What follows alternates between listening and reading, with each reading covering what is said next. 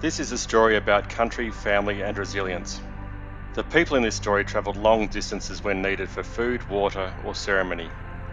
They would always return home to country, a place where the health and well-being of the body and spirit would be restored, where ancient knowledge systems and a deep connection to land and cultural practices would sustain their families.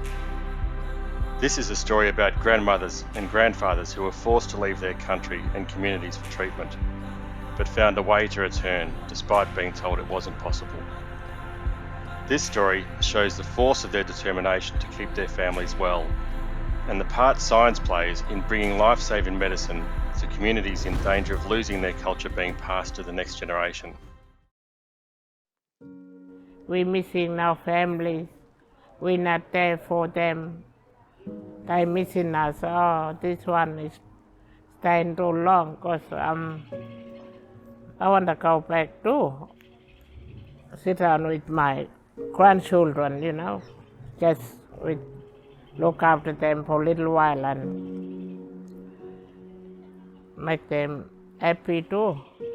We want our kids to learn our culture too, This is how we want to put our renal back in community. That is what it is. We helping here in Papulos. A lot of people, a lot of languages are coming in. We are one big family, Australia's Northern Territory covers over 1 million square kilometres, but hosts a population of under 250,000. Over 100 Aboriginal languages and dialects are spoken in the Territory, reflecting the diversity of each community's culture. Europeans began settling in the Territory in the 19th century during Australia's colonisation. However, there were still Indigenous communities in remote Central Australia with little to no contact with non-Indigenous people until the early to mid-20th century. During this period, Indigenous communities suffered under policies which saw them dispossessed of their land and forced to relocate into settlements, creating many profound issues which are still having an impact today. People were really worried about their country, that they weren't going to be able to teach their kids and their grandkids about their bit of country and all the Tjukurpa stories, dreaming stories and song lines about that particular country.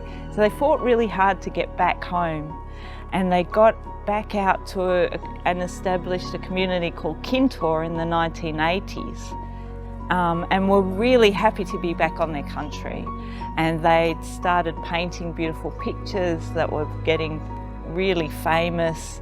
And then come the 1990s, senior members of the Pintupi Luritja language group started to get a diagnosis of end-stage renal failure, and were told that if they wanted to live, that they'd have to leave their remote community and travel seven hours drive into Alice Springs. And because dialysis is 3 times a week for the rest of your life, basically that it would be a one-way trip. In the Northern Territory, Indigenous people are up to 25 times more likely to suffer from chronic kidney disease than non-Indigenous people. After fighting so hard to re-establish their communities, people were desperate not to be forced far from their families and country with no hope of going home. Yeah, we've seen a lot of families coming in from Kintor and having dialysis in Alice Springs, never returning back to home again, And they've been missing their families, like grandkids grown up, now grandmother and grandfather we. And we thought about that, and I asked them to think about renal, That is why they made 4 campers, 2 from Kiwirrkurra, man and woman, 2 from Kintor, man and woman. So I went with that to Sydney auction. The art that was a celebration of the land and their culture was sold for $1 million in November 2000 by Sotheby's and the Art Gallery of New South Wales, and it would be what took them home. And that was $1 million worth of independent money. It wasn't government money, no one could tell people how to spend it.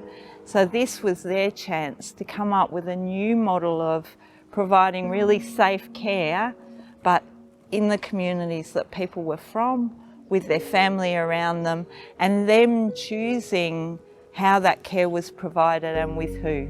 We were incorporated as an Aboriginal organisation in 2003, and we did our first dialysis in Alice Springs and in Kintore in 2004. The money from the paintings got things started, but the community needed more than just funding to maintain culture and the quality of life they missed. One of the missing ingredients was bush medicine, powerful fragrances that transport patients home to country, and a weaving together of traditional healing and Western medicine. Patients started making their own bush medicine over the fire in the Purple House garden, sharing the traditions with a new generation. And so the Bush Balm social enterprise was born, enabling Purple House to provide free bush medicine for patients all year. Indigenous workers here making bush medicine, and it's just a good way to pass on traditional knowledge so that the old ladies can pass on their knowledge to the younger generation.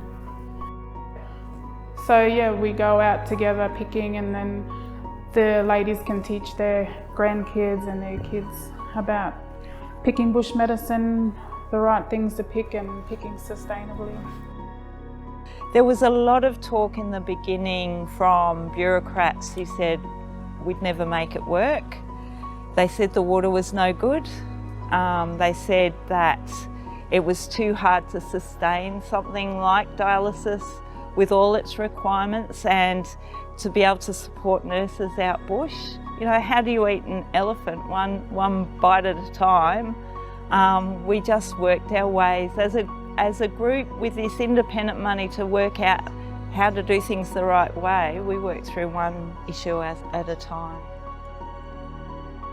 The water in remote communities nearly always comes from a bore and then is stored in a tank.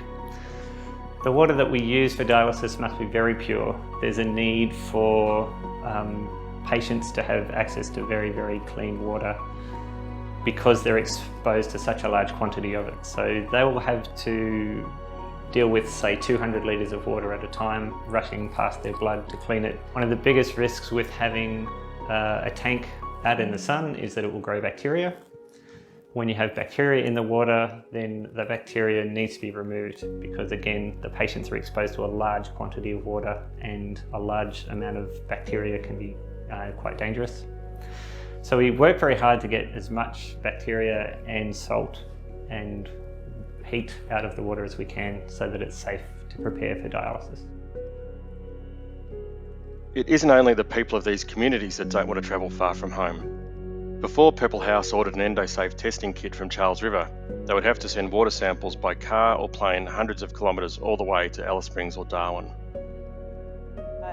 The difficulty with remote water testing is that you've got a time limit. Once you've got your water sample, you have to keep it cold at a certain temperature, and you've got a time limit to get it from the site that you've tested the water to the facility where you can do the testing. By us having our own machine, our own endotoxin testing kit, then we're able to test our own samples at any time that we need to do it, rather than having to, rely on then getting it to that third party. Thanks to trainers like Jay Diaz, the staff at Purple House can run their own endotoxin tests faster and cheaper than having to send it away. Nurses are really key to maintaining the equipment. Having nurses trained so that they understand what is happening with their equipment is a big deal. In some ways, nurses are the eyes and hands and ears that we have out on community for equipment. Every moment spent in the community, on country surrounded by family, is healing. Purple House is dedicated to the clinical and cultural safety and well-being of their patients. From their dedicated staff and high-tech equipment to the art that decorates the sides of their buildings and purple trucks. Every nurse and every patient is passionately focused on the same goal: getting family home safely and keeping culture and community strong. Yeah, they feel happy inside their feelings, It's good to be back, to see our grandchildren get grown up and not missing them, because we belong to that community and for the land and before, like we grow up and we want to be out at bush.